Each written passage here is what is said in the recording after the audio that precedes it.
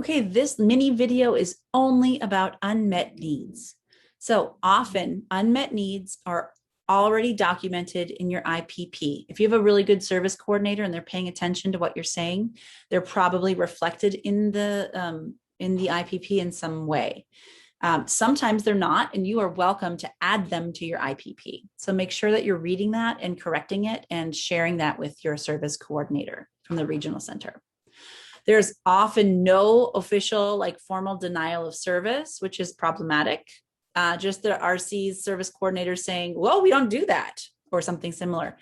That doesn't help you have a paper trail. So each time that after a conversation, just like with your IEP, right, you can send a little email saying, this is what I heard you say. If this is not accurate, please correct me, and then you're creating your own paper trail so that when you do have to have those conversations later in either a mediation or a fair hearing, yes, we still have those, you can do that more effectively. So every conversation you say, this is what I heard you say in the conversation, and then you send it back and say, oh, this is what we've got.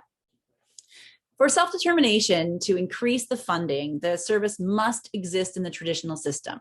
So if you go in and say, oh, I really need my child to have horseback riding lessons, you'd be like, that's nice, go pay for them. They're not going to say, sure, no problem.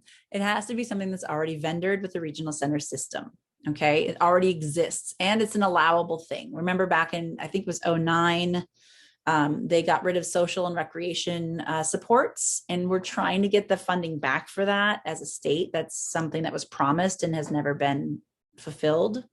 But right now, that's not something you can use. Hopefully, going forward, it can be something that is added to your budget. But for today, that's not the case.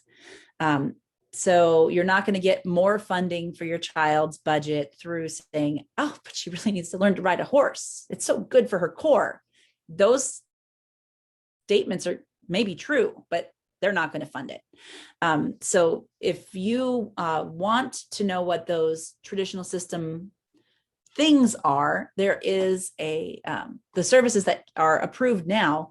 DDS has a handout from 2018 that's inside of our group shell, and we can talk about the things that really could be an unmet need.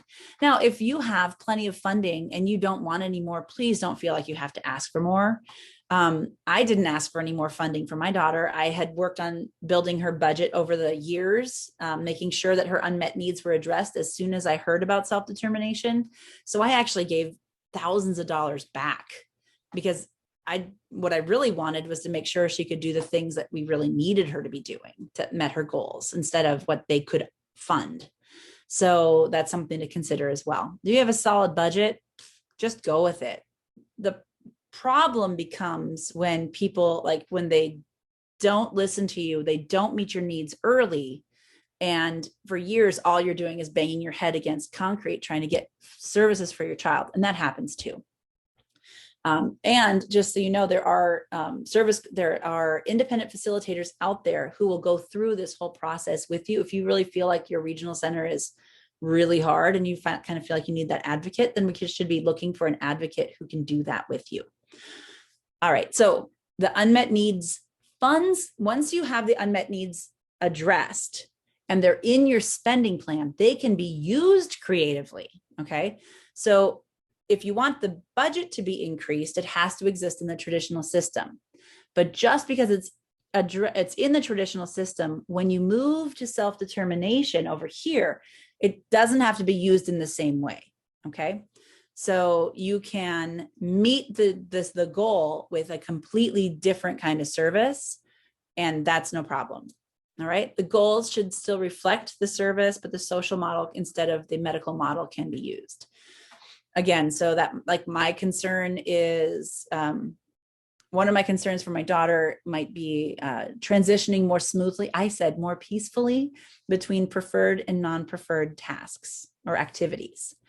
And so instead of saying, you need to be nicer, you need to be calmer, she's not going to do that. She doesn't care.